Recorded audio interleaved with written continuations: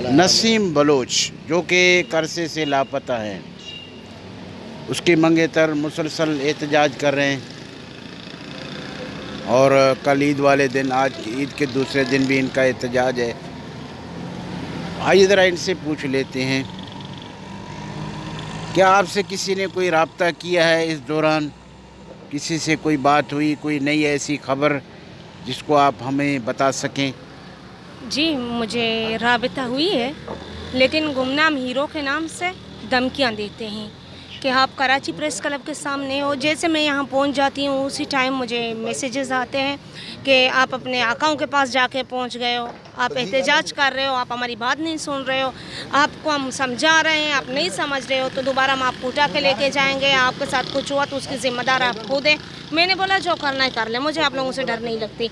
जिस तरह मैं 3 मंथ तक आप लोगों के ज़िंदान में रह कर निकली हूँ, मुझे किसी चीज़ की कोई डर नहीं थी, तो अभी भी मैं नहीं डरूँगी। लेके जाओगे वहीं टॉर्चर करना है जो पहले किया था।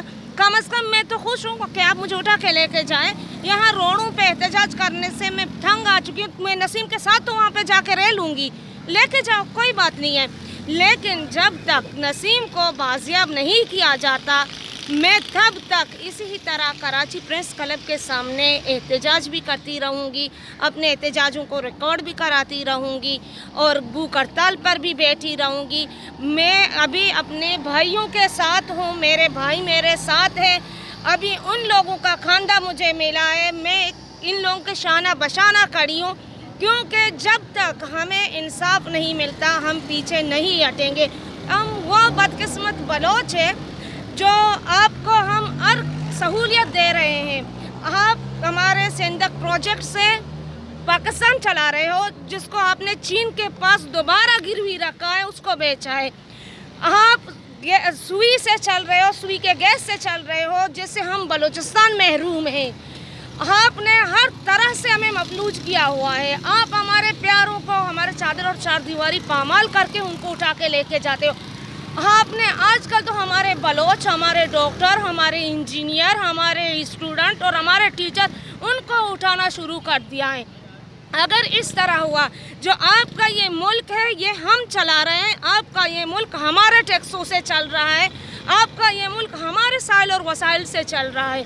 अगर आप समझते हो आप हमें उठा कर लेके जाओगे, हमें कमज़ोर करोगे, तो यह आपकी भूल है।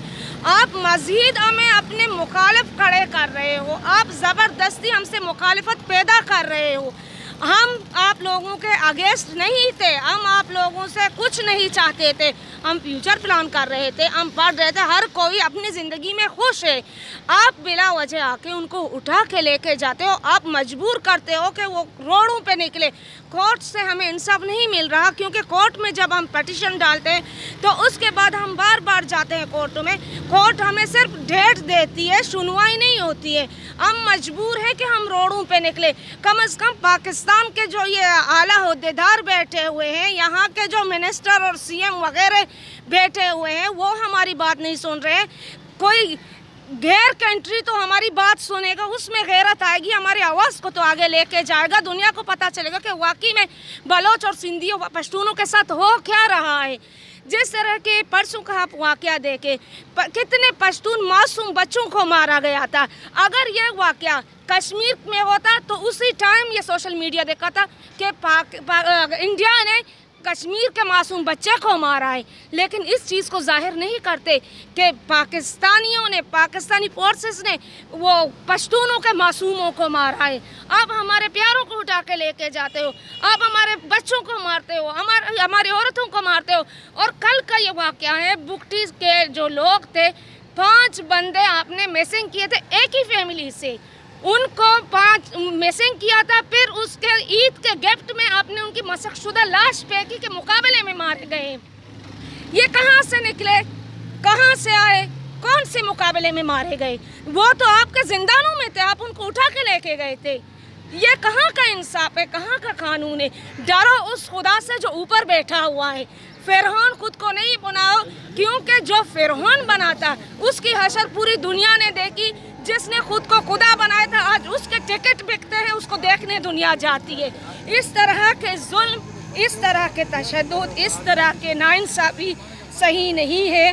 हर्ज करती हूँ, गवादर है मेरा समंदर भी मेरा, मसाजिद और माहौल मंदिर भी मेरा, वतन का मैं वारिस वतन शान इज़्ज़त हमारा, ये अब्दल फ़कीरी कलंदर भी मेरा, आवा है ये खुशबू चमन मेरे मेहमान, ज़मीन या ज़मीन का ये अंबर है भी मेरा, न कर बंद पिंजरे में इन बेजुबां को, ये चिड़िया और तोते कबूतर भी मेरा, न टूटेंगे अर्गिज़ वतन के बुजुर्ग लोग, सवार शाह भी मेरा सकंदर भी मेरा, न दे दाग मीरा समारे दिलों पर, मैं बालाच में अमल ये कंबर भी मेरा, कामरेड मीरास। Thank you. मेहरबान।